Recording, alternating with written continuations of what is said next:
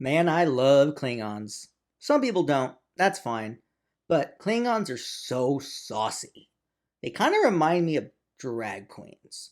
And I don't mean to get all clickbaity on you this early on in the video, but you've already clicked on the video and you're probably curious as to why I think Klingons and drag queens are what the Spanish call simpático.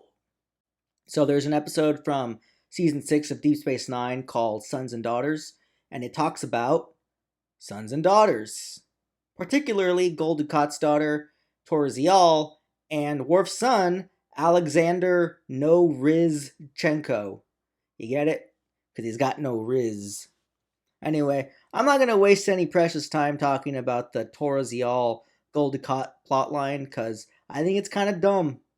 Like, Zial is really torn emotionally by the fact that her father is basically Space Hitler, and I'm like, who cares? If my dad was Hitler of all outer space, I'd probably hit him with a hammer. My dad isn't Space Hitler, though. He's not any kind of Hitler, thank God. Anyway, back to the Klingons. So, Worf is serving as Martok's second in command, and look who's part of the crew! It's his long-lost fail-son, Alexander. Now, we met him back in the TNG days, and for the most part, he was kind of a drip. I kind of like teenage Alexander, though. His face is all scrunched up, like it's always about to say, "You're not the boss of me." But anyway, he's not really suited to working on a Klingon ship. And his fellow Klingons, well, they're not shy about making fun of him. Which brings us to what I believe is one of the best scenes in Star Trek history.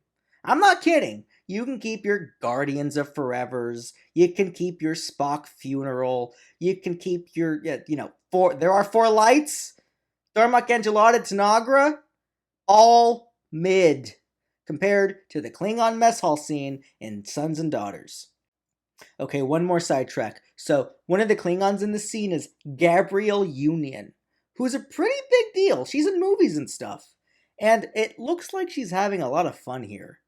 That's always great to see. I love pointing her out to people. I feel like this isn't as common knowledge as it is with other, cameos. Sort of like finding out Meryl Streep played a Romulan. She didn't, but what if she did?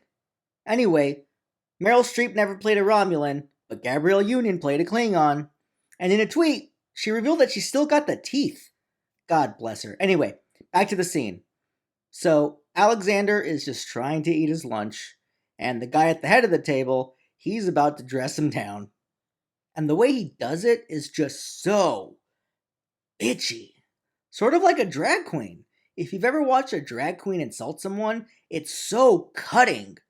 And it's actually one of my fears. YouTube comments from ghosts, I can totally handle. But if a drag queen made fun of me, I'd probably defenestrate myself. Just watch. The opening is great because the Klingons are just making guttural noises. I wonder if they're actually saying something that translates. Or if the director is like, everyone make awful pig noises. Pretend you got a bunch of crap in your throat you're trying to get out. So Alexander comes into the mess hall and he's like, "Oh, hey, can I sit here?" And then this queen at the head of the table, he's like, "Sure, baby girl." And then he makes a crack about his lunch. And then he's like, "Would you like some Grapbox sauce? It's this goo that we put on everything." And Gabrielle Union's laughing at him. Anyway, the guy covers Alexander's lunch in goo. And then the guy's like, "Hey, buddy, you want some blood wine? Or perhaps you'd like an earth beverage." And that's when you know that this twink is about to get demolished. When he says, "A glass of root beer with a lump of ice cream?" So, I don't want to put too fine a point on this, but a Klingon asking you if you want a root beer with a lump of ice cream, that's the Klingon equivalent of calling someone the F slur. You see, the Klingons and the Federation are allies here, but that doesn't stop them from looking down on humans, especially when it comes to war and battle and honor. Everyone knows that Alexander is part human on his mother's side, and they're basically calling him weak for it. If this was any other show, the Klingon at the head of this table, whose name is Chatarg, by the way, played to the nines by the actor Sam Zeller, any other show, he'd probably just be throwing out a bunch of slurs. Instead, he slays Alexander by making a crack about root beer. Leave it to the Klingons to gut someone with a blunt instrument. The way he says, "with a lump of ice cream," so goddamn bitchy. If I was Alexander, I'd toss myself out the nearest airlock. There's no coming back from that. But because they're Klingons, they have a little fight. And then Papa comes and saves him. And Chatarg makes a good point here. Are you going to fight the Jem'Hadar for him as well? Fighting to Klingons is such a universal thing, and it can build camaraderie. Or, it can be foreplay.